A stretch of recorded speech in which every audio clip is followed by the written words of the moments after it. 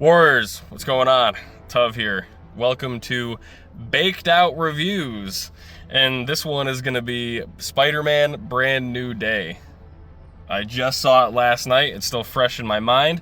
But I got some notes, and we're going to go over it. But first, can't be baked out until I do the, baked out part of it.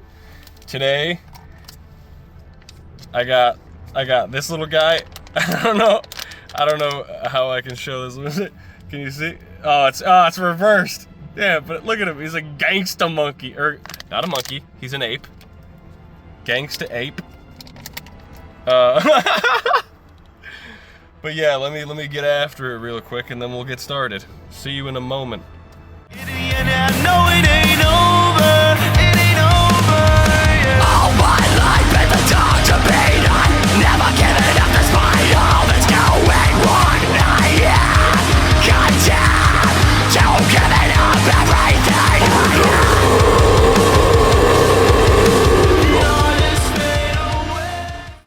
I am the warrior. I am the warrior. You guys know Scandal? Probably not. Ugh. All right, let's go. Spider-Man, Brand New Day. This movie, just in pre-sales, already hit $72 million. Like, it's already done better than Endgame did. To put that into perspective, that's pretty crazy. So, I'm gonna be very, very, very honest, and I'm going to come at this from a completely unbiased standpoint, and I'm gonna judge this as a film itself and just as an MCU film. I think it was great, right off rip. I think it was a fantastic movie. I think it's competing right now with my favorite of the Tom Holland Spider-Man films. To me personally, Homecoming and Far From Home were not that great. I didn't really like them. If I'm being honest with you, there was a lot of parts that I liked, but they are the weakest to me, especially Far From Home.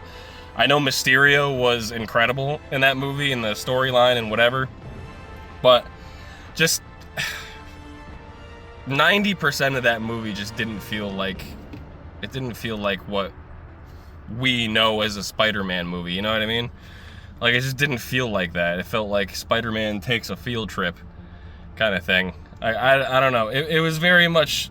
It's the same problem I kind of had with Homecoming. Like, Homecoming also just felt very...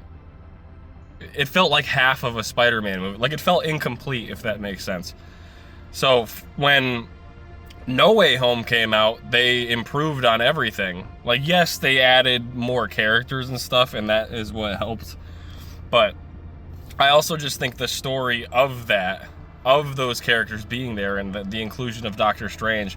See, like, that's what it was for me. I feel like the inclusion of Doctor Strange, his kind of character, didn't take away from the Spider-Man feel of that movie. It felt very much intertwined, whereas, like, Mysterio and that whole situation, and Night Monkey and him being just in his backpack, and then Tony Stark's glasses, and, like, him still living in the shadow of... Like, it just didn't feel like it was a Spider-Man movie where he's teaming up with somebody. It felt like just a Marvel movie that Spider-Man is in, kind of. And Homecoming, it was like they did not spend enough time with Vulture. They spent most of the movie doing the Peter Parker stuff, which I get that is like an important part, but you can cover most of what they covered. I don't know. For me personally, I think Andrew Garfield's Spider-Man has always been the best. In the beginning, he was criticized for being the worst, but, like, if you read the comics, like, he's the most comic accurate version in live action. Like, Tom Holland's is good now, like, especially in this movie. If you're a stickler for the comics, this new movie is, like, almost one-to-one with the comics for, like, a large chunk of it. Like, it's very good. Anyway, what I'm saying is this movie, I would say, is on par with No Way Home. There are parts of it that I like better than No Way Home, and there are parts that I didn't like as much as No Way Home. But the two of those, for me, are steadily at the top. Like, I would put those right under the Amazing Spider-Man films, because, like, to me, like I said, Andrew Garfield's version was just the better version. Like, that's the standard for me. And I grew up with Tobey, and I love Tobey Maguire's Spider-Man, I really do, but, like, there's a lot more wrong with those movies than there are with the newer ones. And I think it's because back then they didn't have the MCU and, like, all of this stuff to base it on. They just made a Spider-Man movie based off of what they know and how Sam Raimi wanted to do it. And I think the way that they did it was amazing. It was a milestone in what Spider-Man is as a character. It's something that a lot of people still base their Spider-Man projects on. Like, I get it. But 1, 2, and 3, I think that with the shared flaws of those 3 movies, and if you take the nostalgia glasses off and be unbiased, like I'm trying to be right now, because if I was being unbiased, like, I would put Spider-Man 3 in the top 3 of all time, like, if I was being unbiased, or if I was being biased.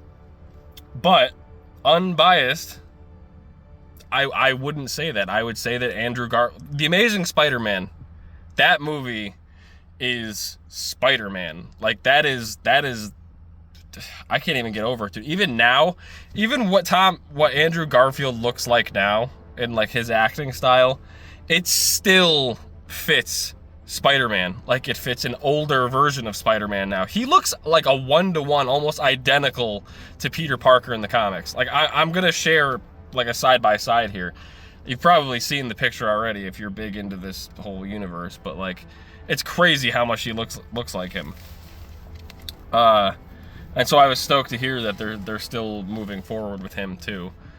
It's gonna be a weird time for Spider-Man stuff. It already kind of is, with all the different universes, like Noir, the Spider-Verse movies, them working on Andrew Garfield now, and then Tom Holland being the first one to surpass the trilogy of, like, Andrew didn't even get his third, and Tom's onto his, like, it's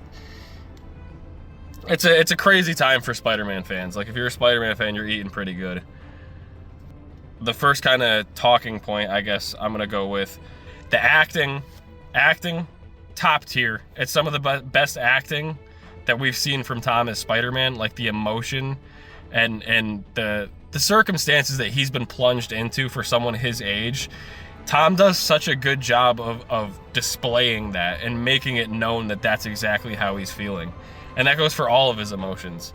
And actually, there's a lot of moments in the movie where him and Frank, or John Bernthal's Punisher, have some very out-of-character conversations.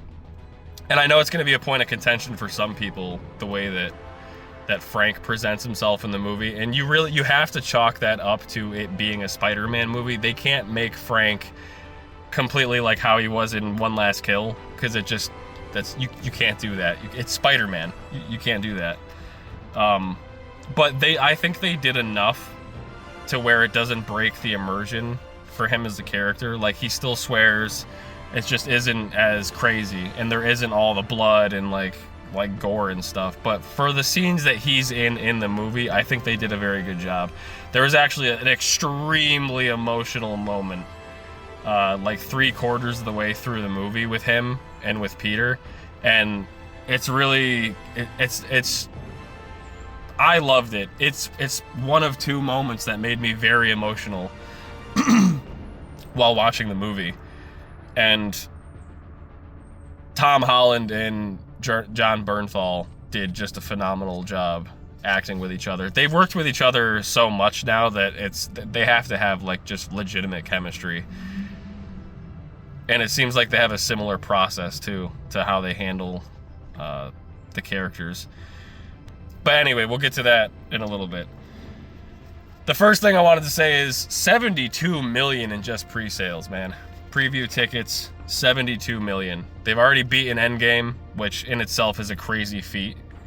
And I would imagine that it's going to break more records. It's just, for how good it is, like, when you go and watch it, you will leave being like, oh yeah, I could see how this is gonna break some records. Like it's one of those kinds of movies. Like it's just very good.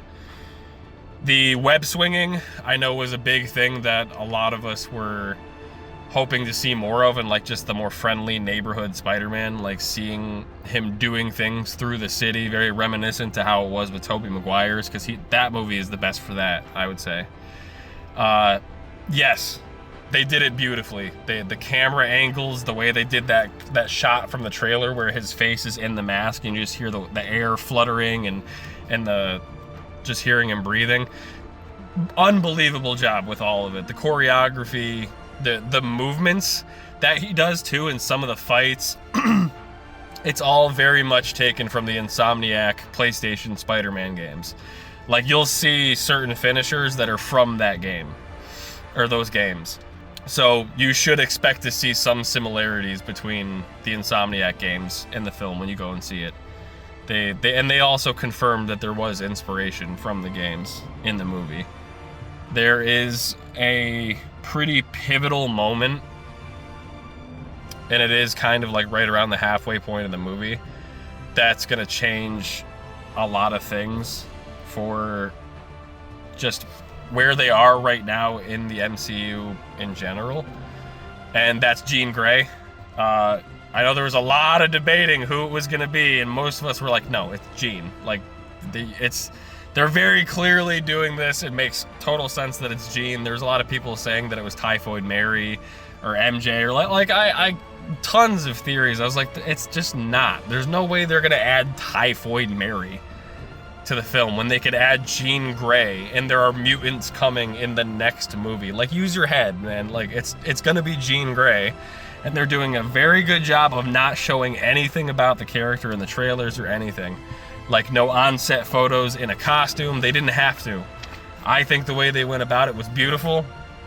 I think the story of her going after Damage Control because it's her sister is beautiful. I love that story, and it's the emotional motivator that makes sense. It fits what's going on in the film.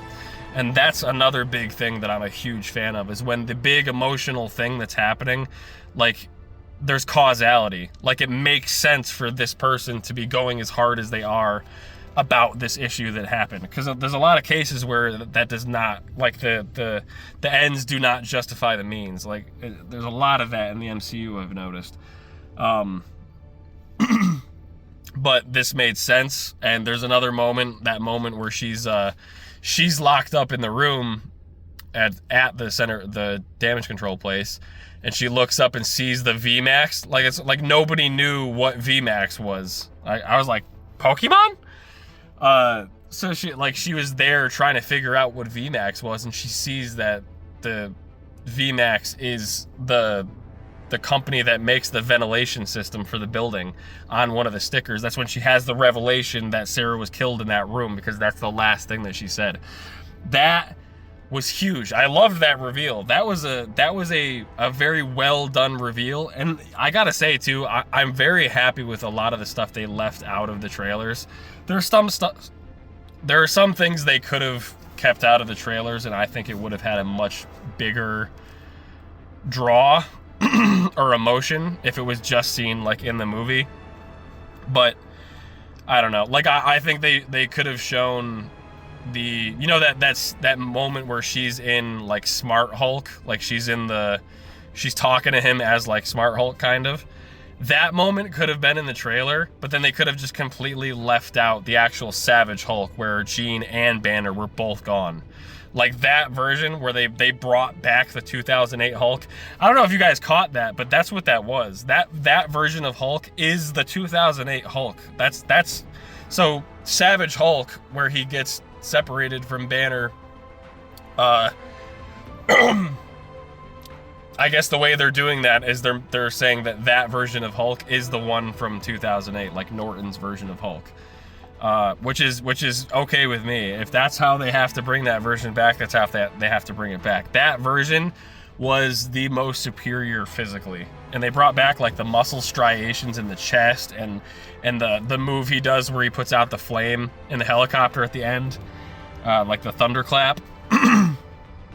They They did such a good job, and that even the scene like where he's transforming into him is straight out of the Incredible Hulk movie, where it just focuses right on its eyes and they turn like that. It's like no Banner, no girl, only Hulk. Like that's, man, if you're a Hulk fan, you ate good in this movie. It was brief. They did not use him as much as they should have, which was disappointing, but I think what we got is enough for us to be like, okay, we gotta have another movie where we get like way more of him now, because like they gave us like a tease of what he can be.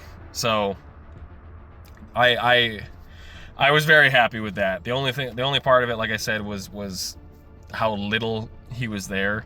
I liked the way that Spider-Man or Peter was talking to Banner about the mutation and the kind of almost philosophical discussion they had about like, well, you know, how do you decide in nature what's good or bad? Like that's a very philosophical conversation, and I like that. I like seeing our Peter Parker in that more philosophical or like it seems more grown up to me, because I always prefer a more grown up Spider-Man, like Yuri Lowenthal's Spider-Man from the Insomniac games. Like that version of Spider-Man is by far my favorite, where he's not old, but he's not a kid anymore. He's right in that like 20s sweet spot where he's experienced enough and where his quips and everything are quicker. Even in this, Tom's quips were coming back, like the whole like stretching moment and then doing the moves from the Insomniac games on the guards. Like he's really coming into his own now, and it feels like I think that's my takeaway, is now it feels like Tom Spider-Man is his own Spider-Man, if that makes sense. Like I thought we had that in No Way Home, but now that I saw this movie, like no, he's found it now. Like now he's Spider-Man. This was what all of those movies were building up to. We were building up to the real Spider-Man, not just the kid who's trying really hard to be Spider-Man, which is what I thought he was in all the other films. Whew, it was a long run around to get to that point. I apologize. All right, and now we're going to talk about the other people in the movie. Yelena, I was very disappointed with her, honestly. The weird, like, small potato, big potato, even though Spider-Man can beat her entire team.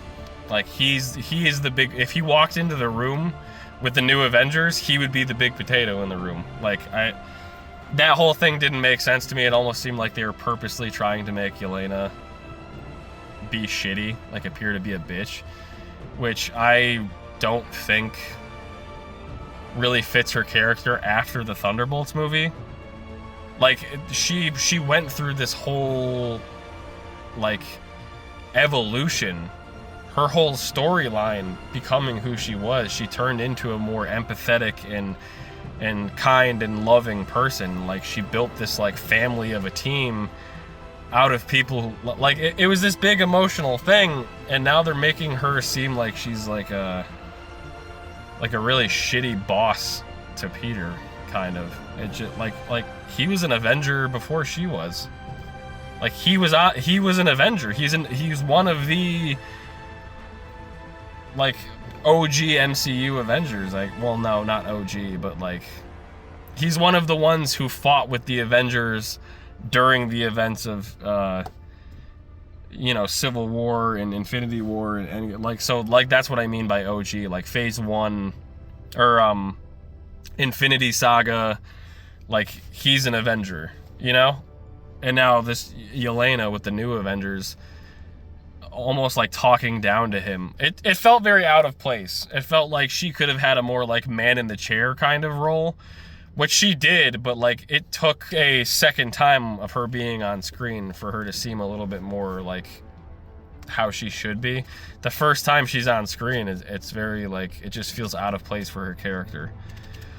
But she still gave the critical details, like revealing who Jean Grey is and stuff. So now that's also us knowing that the Thunderbolts or the new Avengers or whatever are aware of Jean Grey, which is that's something. So, and now Scorpion, Mac Gargan, he had his good moment in the beginning, but then, like you see in the trailer, see, like this too is something they could have left out of the trailer. The moment you saw in the trailer where he starts to, glitch out, he's starting to mutate, and so he manhandles Scorpion and slams into a cop car, and then Spider-Man comes back into reality and he freaks out. He's like, did I hurt that officer? Like, that moment too almost got me. It's like, you can hear in Tom's voice the emotion of like, did I hurt that officer? Like he was so concerned whether he hurt the police officer trying to beat down on Scorpion. Like, that moment was beautiful. That I needed to see that. Like, that's something that I think everyone needed to see from Tom in this movie. Like, that is such a huge part of who Spider-Man is as a character. Almost every iteration of Spider-Man has a moment like that, where like that's where you see, like, you see all these beautiful moments of him saving people and being, a beacon of humility and whatever, but like, it's in the darker moments where you really, really see who Spider-Man is. And that was such a dark moment, and just beautiful. Like, chef's kiss, one of the most beautiful moments in the movie, and it's one of those moments that's just like a pass by. Like, it's not something that you hang on. It's just very brief because of what it leads into, obviously. Now, let's see. Now, let me see where I'm at with my notes here. Oh, yes, the hand. So, a lot of people had a lot of ideas on what the hand was doing here, and I think the way that they went about it was really lame. This is one of the things I wasn't a huge fan of. It was kind of a misdirect because of all the Daredevil stuff going on in the MCU at the same time. No Daredevil. He's not in the movie, and it was actually kind of disappointing. I'm not gonna lie, I was really hoping to see Daredevil, even if it was for 2 minutes. Like, that would have been really good. Like, he would have made more sense to be in the movie than Punisher. Just put it that way. Punisher was good. All of his scenes were great. Jon Bernthal killed the role. There was a lot of levity to his character. Like it's a Spider-Man movie, so like you have to. He swears still, so you don't have to worry about like, oh, did they like Disney Plus him? They didn't. He still swears. There's just not as much gore and like brutality. It's more him being in more of like a almost fatherly or like commanding position to Peter, like a guide almost, as an adult to a kid, less than Punisher to Spider-Man. Which was nice. I think that was really nice, and I think coming off of One Last Kill, that was really good for Punisher's character too. I think him taking this like, I'm helping this kid out, saving people, whatever role, like, it was a nice thing to come into after One Last Kill, I guess I would say. The moment towards the end where Punisher is trying to take the shot and Spider-Man gets in front of Jean and takes the bullet. The acting that John had, crying and being by Peter's bed and being so unbelievably worried that he's gonna kill this kid, that like all he wanted to do was be out there and protect and make sure that everything is okay. Like, Jon Bernthal's acting was unbelievable in that moment, and it was not surprising that his acting was that good, because One Last Kill is to me personally some of the best military, any kind of action related acting that has ever existed. And I'm gonna die on that hill. You can name whatever you want in the comments about what you think some of the most emotional moments with actors in primarily action films are. I'd love to hear them, but for me, I think this takes the cake. I really do. One Last Kill, I'm saying. Now, the other thing was Peter becoming kind of like an older brother figure to Jean. There's a lot of people who I see talking about it like perhaps it's a love interest. I don't know what would make you think that, other than like them hugging and like making eye contact, but like if that's what you think, you are cooked from YouTube Shorts, my friend, because there was no or you've just never been with a woman, because none of that was given those vibes, man. that was very much like they just shared a moment with basically Peter's mother, like the woman who had been Peter's mother for years, and Jean gets to sit down and now be the daughter of May, like hearing the speech that Peter was hearing.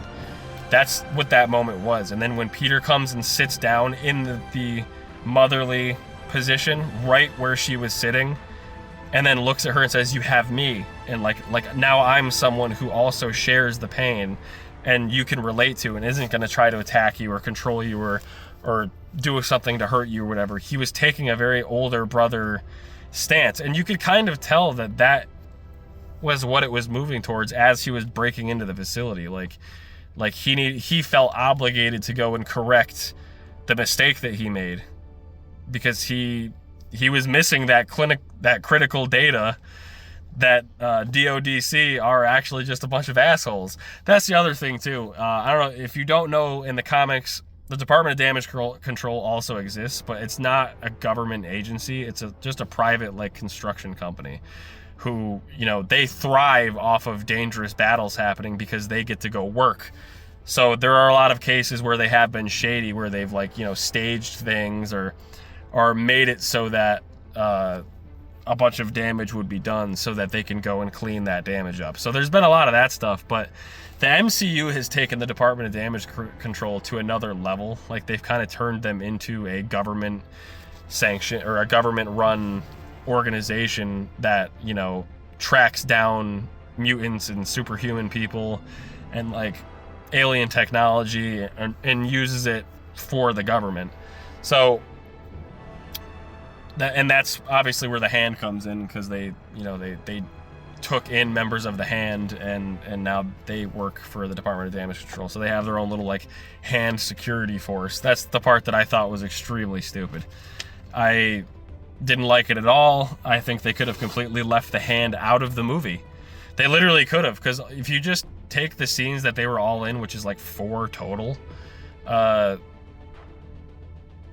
it would have been fine. You literally could have had Peter fighting like a couple inmates that broke out in that very short prison moment. They could have done that and left the Hand out. But they added them and they gave them a little thing, whatever. It would be nice if in Daredevil they address that somehow. I don't know. Maybe Daredevil ends up being the one that makes it happen. I don't know. That would be cool, but I can't imagine they're gonna delve deeper into that. So I'm not gonna get my hopes up. And the only other thing, I know there were some people who were hoping to see a little bit more of the villains that were shown in the trailer, like Boomerang and was it not Black Widow, not Wolf Spider. He just looks like Wolf Spider from DC. I forget his name. He's the guy with the blades on his feet. Talon? Am I thinking of? I don't remember his name. But they are literally in for just that, those frames. Like just those stills that you saw in the trailer. That's the only time you see them. It's just going through like a list of achievements and things that he's done, and then got like the key to the city and all that stuff. And then there's the consistent, you know, feelings about MJ and Ned and you know, is it going to be able to go back to normal? Like they have moments where like they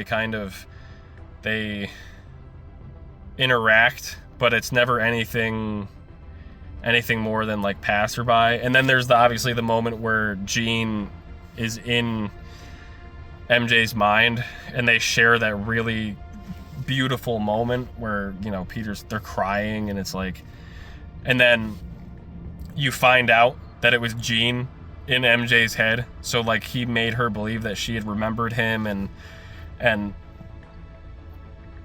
everything was going to be good and he could finally like rest, and just hearing that it's Jean in that moment was like, and the way that he said, you know, if you know anything or whatever, you would know how unforgivable that is. And the way that he delivered that, just it's like spoke to my soul for some reason. Like that, Tom's acting in this film, I know I've said it before, but like just unbelievable. and I know I said it before as well, but this is the movie where Tom is now Spider-Man. Like, this is Spider-Man. The other movies were great. They were.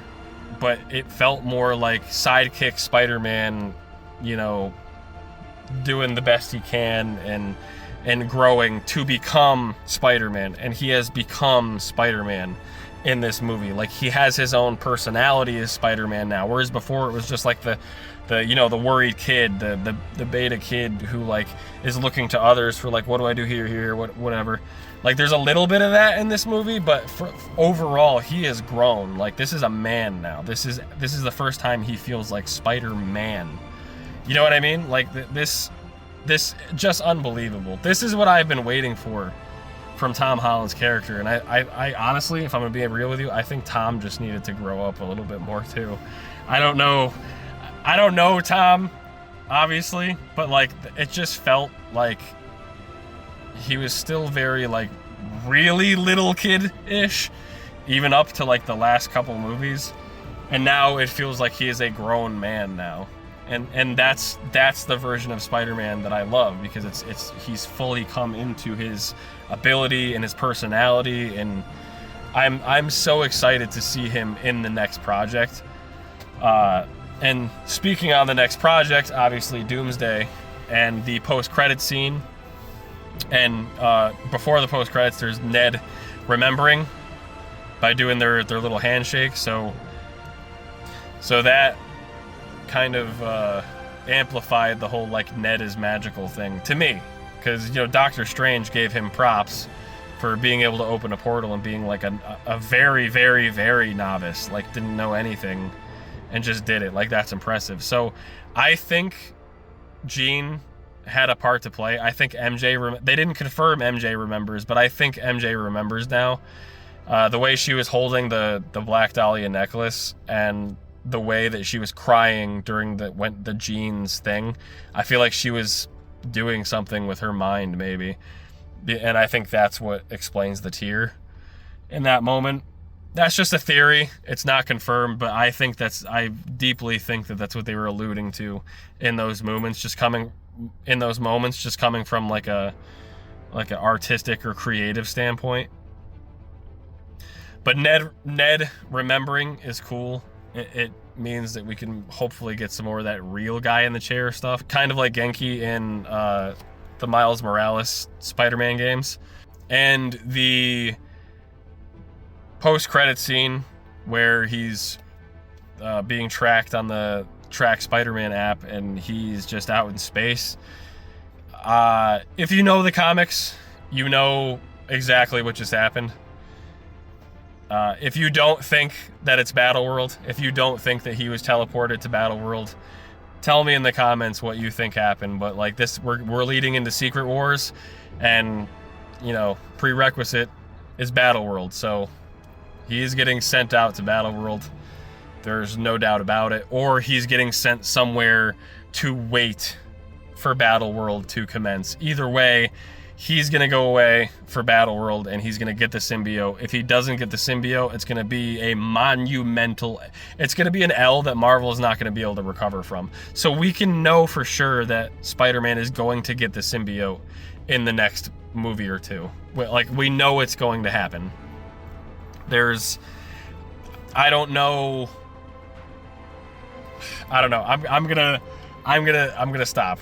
But he just is. I think we can 99.9% confirm that he's going to get the symbiote in the next movie or two. And we're going to see him during Secret Wars wearing it. And we will likely see Miles Morales during Secret Wars as well. And if we're going to see Miles Morales, I would imagine that Prowler will also be in it, because Donald Glover is playing Prowler in the MCU already. So we have that to look forward to as well. And now the next big thing is Doomsday. And I'm going to do another video just like this when Doomsday comes out, and I'm going to give an early, spoiler full, baked out review. And of course, I'm going to rate this out of 10. I'm going to give it I'm gonna give it a 9. I'm gonna give it a 9. I think it deserves a 9.